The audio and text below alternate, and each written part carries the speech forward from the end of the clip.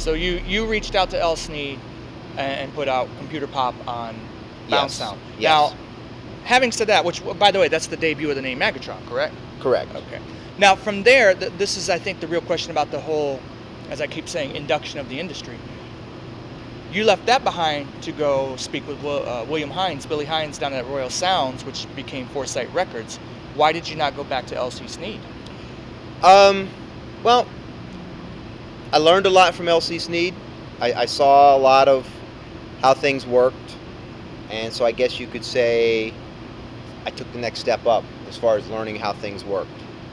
And I could see that there needed to be a bigger, broader vision. Not to say that Foresight was bigger or smaller. I ended up at Foresight actually through Ron Sansone, who knew Billy Hines and introduced us. Right. So I went there. I went to the store. I met with him. I actually knew two of the guys that were working or hanging out around there, Gary Cooper, Jerry McCormick from Silver Platinum. Right. And I grew up with their younger brothers. I knew them. They were always in bands, always performing somewhere. Florida in a R&B band. staple. Florida R&B the Florida Players was one of their bands. The Funky Truckers, one or the other. They would be in those bands, probably even more. I didn't see them for 2 years, and all of a sudden, they're on the national charts with Michael Sterling as Silver Platinum. But the Foresight thing didn't pan out for you. Foresight thing didn't pan out, but you learn that everything doesn't have to. Just because you make a record and you get somebody to put it out, it does not necessarily mean it's going to be a hit. Well, not only that it wasn't a hit, it seemed there was a decision made to hold it back to some degree. Would you agree? Yeah. Billy wanted it to be remixed, and we went to the studio, and keep in mind, I was working within my budget, my personal budget, which you're talking about your leftover money.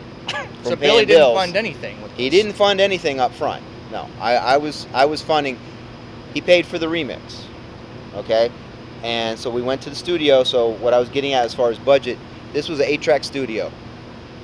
And the way I did things for that era was I didn't put the drums to tape because you only had 8 tracks. So I'd put a sync tone down, so I'd have 7 tracks to work with for whatever, vocals, music, sound effects, whatever. I had 7 tracks. That one track with the sync tone ran the drum machine down live on the final mix. The board, of course, is bigger than 8 channels. So with a 16-channel board, but 8-track recording tape, I could still get more than 8 tracks. Right. So for me to go do a remix, it wasn't like you punched the tape up and everything was there. It was drag the drum machine there, hope that the sync tone Right. still syncs the drum machine up. Sync tones are lost Yeah. necessity. So now here you've got 7 tracks of whatever, 1 track running the drum machine, and now you've got to mix the drums again, basically, and get everything mixed up. No automation back then. Okay, so at that time, I sat there and Billy brought Adrian in, and Adrian Hines, his son. right, MCAD, and they had ideas for And this changing is the drum MCADE, beat. of course. Right, He was just this is- Adrian, right. his son, at the time. This was before, yeah. So, he told me how, he beat or said what he thinks the drum beat should be, and I did it. So that's why there's a few different versions of that song. Some of the ones that I did, the one with the simpler drum, kick drum only, we're only talking about the kick drum, was the one that was Adrian's idea. And then you walked away from that, and that's when you went independent, truly independent. Yeah. That's once, at that point, I'd kind of seen how, whether it was LC, whether it was Billy, whether it was whoever was putting out their own records, I might as well do it myself. How did that work out for you? You learn a lot. Because there was always a bottleneck. If the bottleneck in the beginning wasn't the technology, then you start getting into the politics. So distributors, there's a whole lot involved. So you could say, and like a lot of people, I just learned the hard way. But I figured I'll play with my money.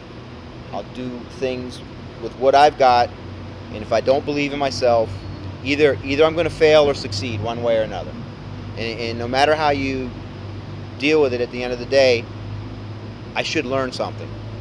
Well, you didn't fail or succeed. What you did is you moved to the next level, which was signing with someone else. Right. Eventually, if you want to give the condensed version, eventually Jamron turned into J-Mark. J-Mark attracted a lot of noise, and actually that's the next lesson that was learned, which was if you're going to do something small with a record label, as far as how I was starting, if it takes off, now you have to be the one to make sure the ball keeps rolling. Everybody else, you have to pay to get to the point where you're releasing the song. Everybody wants to get paid. The studio wants to get paid. If you're using session people, whatever, everybody, the pressing plant, they get paid up front. Now, distributors, they don't pay you up front. They want 90 days. They want all kinds of crazy terms. They want free goods. So eventually what you end up doing is shipping out records to people that are saying, yeah, I will pay you in 90 days. I will pay you in 60 days. You agree to that. All of a sudden the record takes off, and now they're on the phone and they want more records. Yeah, well, why don't you pay me for that box of 100 or 200 or 500 I sent you? Well, I still got 40 more days. I still got 2 weeks before I pay you. This thing's hot now. What do? You get more records pressed. You hope that they're going to pay you when those 60 days are over, or 90, or whatever the deal was. And all this was without radio play. This is all without radio play. And I'm not the only one. There's obviously a lot of people were doing it. This is with zero radio play. To put it mildly or candidly, or I didn't play the radio game as far as how to get it on the radio.